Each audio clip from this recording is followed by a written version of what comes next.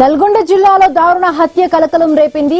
Kondamallepally KB కాలనీలో Nagarjuna public school director Rupa Reddy దారుణ హత్యకు గురయ్యారు. ఇంట్లో ఒంటరిగా ఉన్న సమయంలో గుర్తు తెలియని దుండగులు ఆమెపై దాడి చేసి హతమార్చినట్టుగా తెలుస్తోంది. 45 ఏళ్ల రూపారెడ్డి హత్యతో స్థానికంగా తీవ్ర కలకలం రేగింది. సమాచారం అందుకున్న పోలీసులు ఘటనా స్థలికి చేరుకుని దర్యాప్తు ప్రారంభించారు.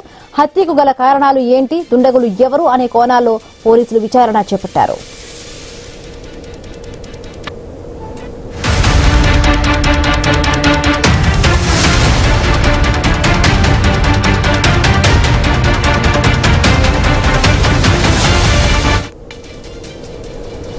నల్గొండ జిల్లాలో దారుణ హత్య కలకలం రేపింది. కొండమల్లేపల్లి కేబీ కాలనీలో Nagarjuna public school director Rupa Reddy దారుణ హత్యకు గురయ్యారు. ఇంట్లో ఒంటరిగా ఉన్న సమయంలో గుర్తు తెలియని దుండగులు ఆమెపై దాడి చేసి హతమార్చినట్టుగా తెలుస్తోంది.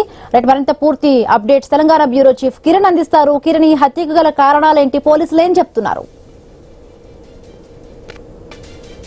కాలనీలో దారుణ ఘటన చోటు చేసుకుంది. ఇంట్లో ఒంటరిగా ఉంటున్నటువంటి రూపారెడ్డిని గుర్తు తెలియని దుండగులు దారుణంగా హత్య చేసిన ఘటన స్థానికంగా కలకలం రేపుతా ఉంది. అయితే భర్త పిల్లలు ఇంట్లో లేని సమయంలో దుండగులు లోపలికి చొరబడి హత్య చేసినట్టు కూడా తెలుస్తా ఉంది. అయితే హత్య అనంతరం దుండగులు పారిపోయారు. అక్కడ గడియ పెట్టి కూడా వెళ్ళినట్టు కూడా తెలుస్తా ఉంది.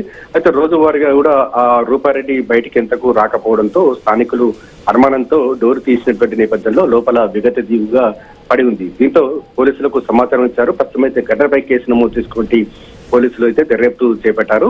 రూపారెడ్డి మొబైల్ డేటా కూడా సేకరిస్తున్న పరిస్థితి అయితే ఉంది. ఎందుకంటే హత్య జరిగిన ముందు ఆమె ఎవరెవరితోనూ మాట్లాడింది అనేటువంటి కోణంలో పోలీసులు దర్యాప్తు చేస్తా ఉన్నారు. ఆమె కాల్ డేటాతో పాటు అక్కడ టవర్ లొకేషన్ కూడా ఆధారాలు కూడా సేకరిస్తున్న పరిస్థితి అయితే ఉంది. దుండగుల కోసం 2-3 బృందాలు కూడా పోలీసులు గాలింపు చర్యలు చేపడుతున్నారు. అయితే కుటుంబ సభ్యులై హంతకులు అయి ఉండొచ్చు అనేటువంటి కోణంలో కూడా పోలీసులు దర్యాప్తు చేస్తా ఉన్నారు.